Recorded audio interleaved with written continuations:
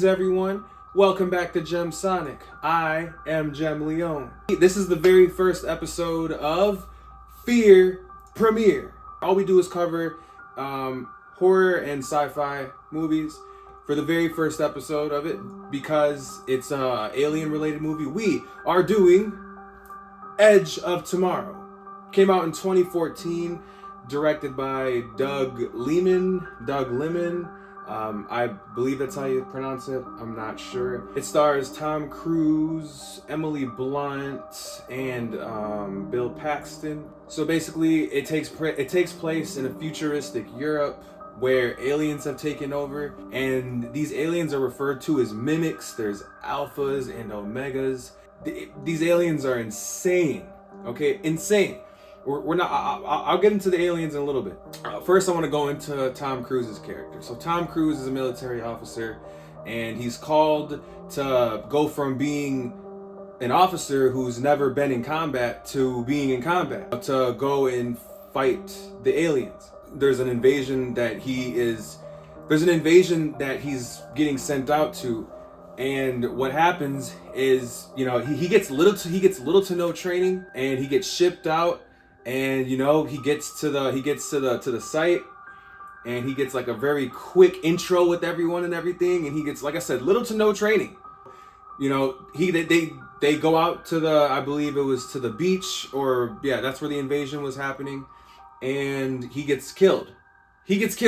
Like he gets wiped out. And I'm like, well, before he gets killed, Emily Blunt's character, she's known as Rita. That her name is Rita, but she's also referred to as the Full Metal Bitch. They use mech suits to fight these aliens. It's like they're like super mech suits that have a bunch of artillery and guns, and they're super resistant, and they're fast and durable and all this. It really makes you think about what militaries may or may not have right now as we speak. That's some pretty cold stuff. And these aliens are crazy. They're like made of like liquid metal.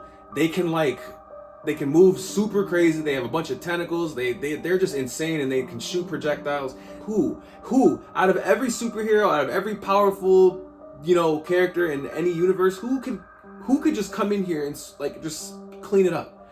I'm looking at this. I'm like, even Superman would have a hard time. Superman wouldn't just do it all in one quick go. He would take some time with it. Hulk would get through it too, but Hulk might get tied up a little bit. And what's crazy is that these aliens knew about.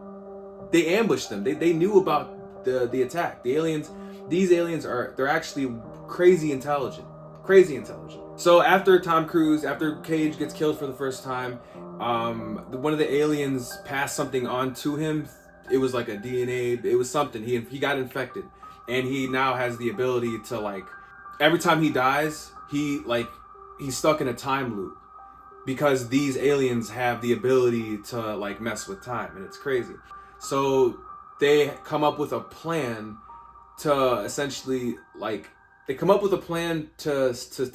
try to find where the big one is, where the Omega. There's alphas and omegas. The Omega, I believe that's the big one. So it's funny because he keeps reliving the same day over and over again. He goes from being not experienced at all to dying so many times, to the point where you see him going through the same battle on that beach and just going hard, just soloing everything. And then it gets to the point where he's saving people at first, because he doesn't want them to die, but then he stops saving certain people after a point, because he knows that it's more important just to get past this beachfront and get to where they need to be, so that they can kill the big one, kill the Omega. So gets to the point, he's able to get this weapon from the vault in this military, in his superior's office, because he thinks that that's what's going to be what stops the alien invasion. But apparently this device that's supposed to be able to kill the aliens, it needs blood, or it needs something from one of the mimics. That's what the aliens are. They're mimics. So what ends up happening is Tom Cruise and Rita and Cage, they take this weapon and they try to figure out where to go and what to do with it. It's basically it has barbs on it, and Cage just stabs himself, or no, he attempts to stab himself, and then Emily Blunt, her character, just takes the needle or whatever, this blade, and just rams it into his leg. Tom Cruise becomes connected with, you know, where the Omega is. So then they go to where the Omega is, and I love Rita in this movie because she has a sword.